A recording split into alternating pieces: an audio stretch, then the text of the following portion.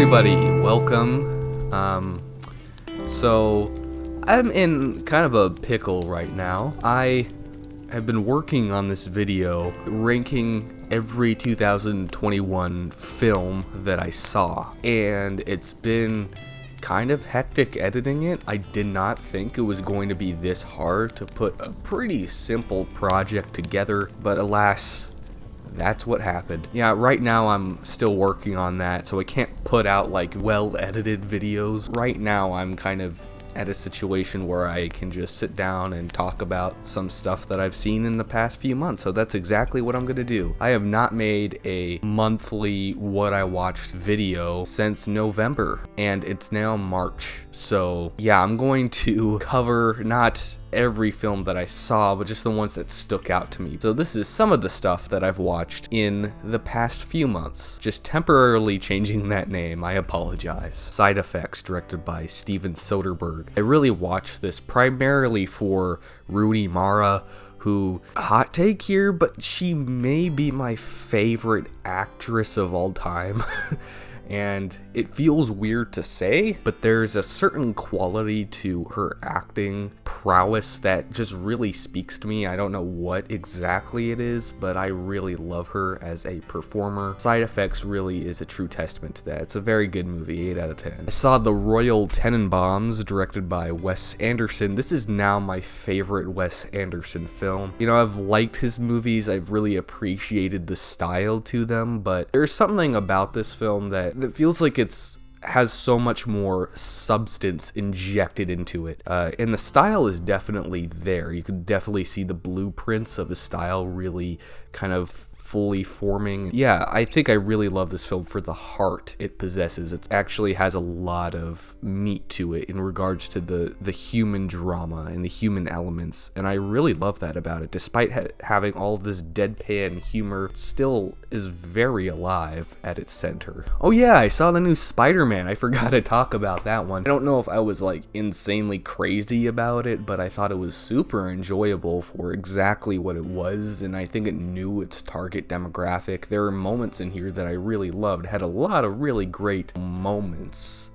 but it was still felt like a pretty factory produced product. I thought it was entertaining in the theater. I may watch it again at some point because I feel like there are a lot of cool things to go back to. A lot of it is just with the cameos. I don't really care about the main storyline, but it was kind of feeding and catering to the masses, but for what it was, I enjoyed it just fine. I saw the original West Side Story for the preparation of the new West Side Story, and I thought this was very good. Was not crazy about it, and I think a lot of that is just due to the problematic elements. I think this is a beautifully made picture with a lot of great choreography. It's cinematic artistry at its highest. Like, this is really peak musical, you know? There are things in this that really do bother me. A lot of that comes from Tony and Maria's relationship.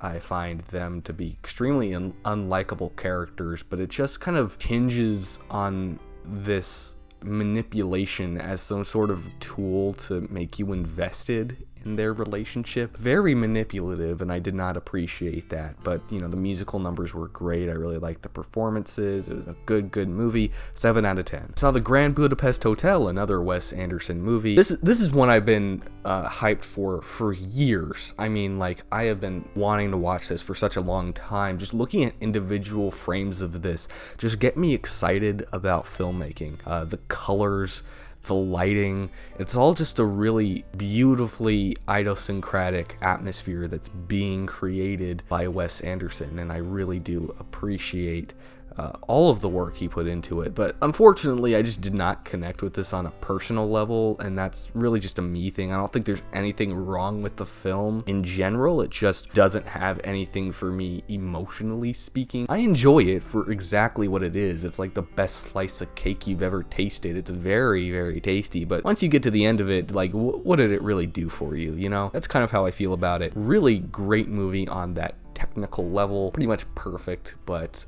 for me personally, it just didn't offer a ton. I saw the new West Side Story. I'll be talking about this more in my 2021 movies ranked video that I have been working on for months. for some reason. Yeah, I absolutely love this. I think it outdoes the original in almost every way for me. I really loved how this took an already great film, but it like builds upon it, really elevates it to extraordinary levels. Honestly, this is my favorite Spielberg movie I've seen in years. I saw Porco Rosso, directed by Hayao Miyazaki. This is by far Miyazaki's funniest movie. It's by far the funniest thing Studio Ghibli has ever made. So enjoyable, low stakes, just a really good vibe overall, and I thought it was awesome. I saw Akiru, directed by Akira Kurosawa. This was a very emotionally destructive film for me. I think about death quite a bit. It's not something that I'm all that scared about, but it's definitely something on my mind, a lot. And the way the film kind of explores that feeling of losing time, and this is it, and what am I gonna do with it? I think it's just beautiful. Knowing Akira Kurosawa for films like Seven Samurai, Rashomon, Throne of Blood, Ran, Yojimbo, he's known for a lot of just action period pieces and things like that. It was just very interesting to see just a very different turn from a very influential filmmaker to just see this like warmer, softer side to them. And to me, I think it just paid off so well. Absolutely loved this film. If you haven't seen it yet, it's on HBO Max. I really recommend checking it out. I saw Mid-90s, directed by Jonah Hill. I really enjoyed this a lot more than I thought I would. A lot of what I loved so much about this was just kind of that nostalgic feeling it gives you. It really makes you think that you're just getting hugged by a bunch of friends, but you're also being dragged across concrete at the same time, if that makes sense. It's a very gritty type of sweet. It takes place in the real world. There are real consequences. The characters go through a lot of crap. You still feel that love in there despite all of the darkness within these people's lives. And I just enjoy just watching these kids be kids. I think for what it is, exactly what it's doing, I think it was super enjoyable. I saw First Reformed, directed by Paul Schrader. I don't really know how to put this into words. It was just a really existential experience for me. It felt like a giant nightmare, willowing in so much despair. I think it was a beautifully made film, so many dark undertones to it. If you want to see an important film about the environment, watch this and Don't Look Up. This is a way more subtle way to approach something like this in a way more coherent way. I saw Autumn Sonata, directed by Ingmar Bergman. Bergman is slowly becoming one of my favorite filmmakers. The influences show through so much, and Autumn Sonata, I think, is not exactly his swan song, but it's definitely one of the strongest things I've seen a filmmaker make. There's just something about seeing two people just have a very therapeutic conversation. There's the scene where these two people sit down late at night and they're just talking it out, and they're explaining their frustrations about what happened in their own lives and why they weren't very close growing up. And the circumstances make this conversation so much more realistic than I think it probably would have been. So yeah, I don't know. I really think this was an emotional journey. One of the best acted films I've ever seen. Then I saw The Tree of Life, directed by Terrence Malick. Putting this into words feels kind of irresponsible of me. I bought the Criterion of it immediately after I saw it.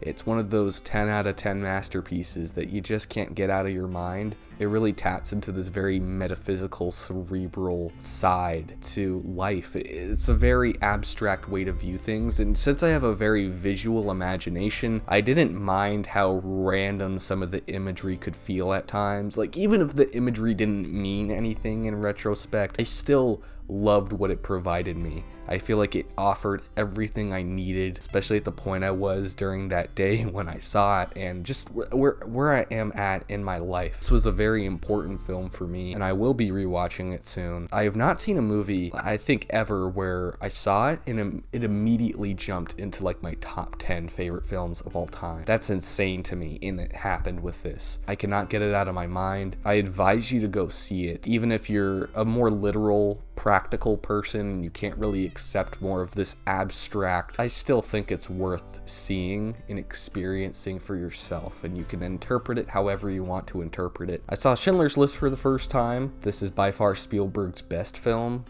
there's not even a competition. It's not really my favorite though. It's not one I can rewatch very much. Not because the stuff I saw was like that disturbing. I mean, it was disturbing, but that stuff didn't really, I guess, bother me. I think keeps me from rewatching it a lot is just the feelings it gives me. It's that very chaotic energy. There are points where it goes completely unhinged, and something that Spielberg is very well known for is keeping his movies very controlled. You know, he really has that control behind the camera, and that's a great thing. I mean, I love him for that, but here, I mean, there are moments where I just feel like he just completely let go and let things just happen. There's no control. I cannot imagine him directing any of this stuff. To me, I feel like that really made it all the more authentic. I thought it was a masterpiece, easily. I saw Carol, directed by Todd Haynes. I adored this. A lot of that is I love Rooney Mara and Cate Blanchett as performers. I think Todd Haynes is a very proficient director. I really respect him a lot. I just have so much love for this project. I think a lot of that comes from the fact that it doesn't feel exploitative. There's a real tenderness to it, a real warmth to it, and I felt very comforted. Rooney Mara's performance blew me away because there's something she did with her eyes throughout the entire film, and I don't know how she does it, but she garners so much empathy from the audience just from her eyes alone. You can really tell there's kind of an observant quality to her, something that's just always studying people, and you get a feeling that she's just so lonely. There's a real existential loneliness being portrayed just through the eyes. Yeah, Carol is fantastic. I did not expect to love it this much, but it's I think it's a new favorite. I saw Frances Ha, directed by Noah Baumbach. My friend Dominic recommended this one to me. I wasn't in love with it like some people are. I definitely get the love, but there's just a certain vibe this possesses that just doesn't work for me. I'm fine with this very chill hangout vignette kind of thing where scenes are just disconnected, nothing really goes together that much. That happened with Lady Bird, which Greta Gerwig directed, and I love Lady Bird so much, but Frances Ha, I think what really bothers me is, unfortunately, Greta Gerwig as a performer, I don't know if her acting style really works for me. There is an awkwardness to it, but I feel like it's trying too hard to be like this likable awkwardness without being natural. I don't know if anyone else feels that way. Maybe I'm the only one, but I just personally did not vibe with it. I love Gerwig as a writer and as a director. I think she's incredible. I'm so glad she's getting a lot of work these days. I just think as a performer, she just doesn't work for me all that much, and I had a hard time empathizing with the character, unfortunately. Anyway, this is still a very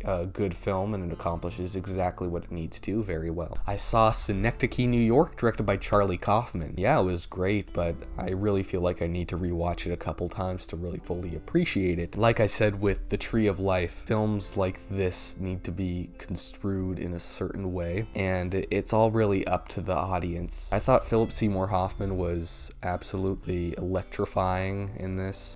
He really topped it.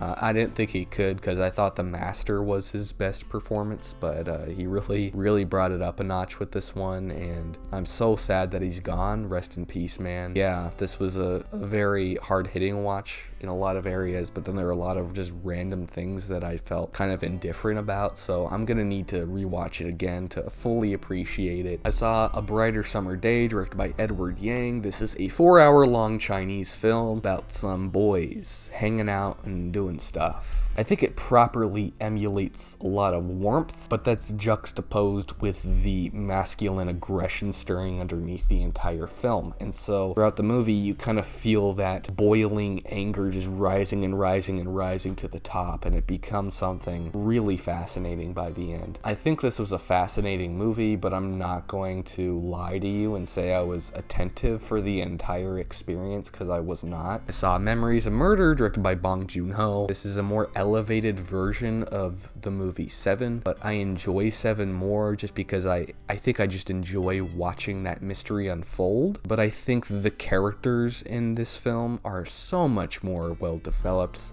very complex thematically, conceptually. I feel like it weaves together all these twists and turns in such an interesting way and comes to one of the most powerful endings I've seen into a film in a really long time. I saw Fallen Angels, directed by Wong Kar-wai. This was a really fun, trippy experience with so many really odd, kooky characters. Most of that energy stems from the immaculate imagery. I mean, this is a beautifully shot film, one of the best looking films I have ever seen in my entire life. I thought there's a lot of really sweet stuff in here. I loved the character that ate the expired pineapples. He was hilarious, and the whole thing with his dad. Not much else to say about this one. It was just really phenomenal. Some new movies I saw, some like new releases.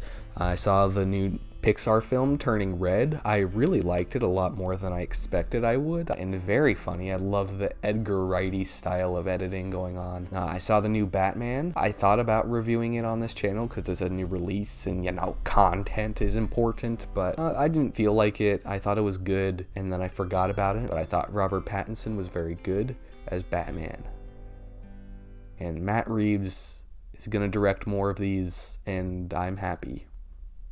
Yeah, that's it. Yeah, that's it for me. There's a lot of other stuff I skipped over because I didn't really want to talk about it, but yeah, those were a few highlights of the past few months. I'm going to cut this down as much as I can to make this short and sweet. Thank you so much, as always, for watching. This has not been one of my higher energy videos. I've been just kind of chilling here.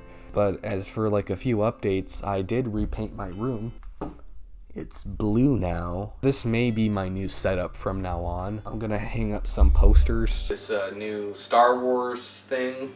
Another Star Wars poster. Forrest Gump.